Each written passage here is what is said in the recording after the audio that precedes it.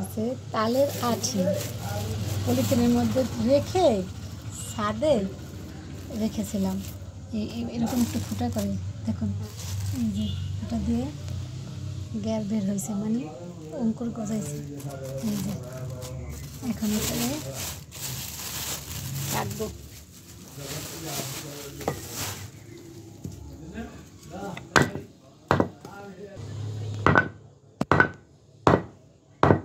এই যে কেটে ফেলছি, এখন চামিচ দিয়ে উঠাবো।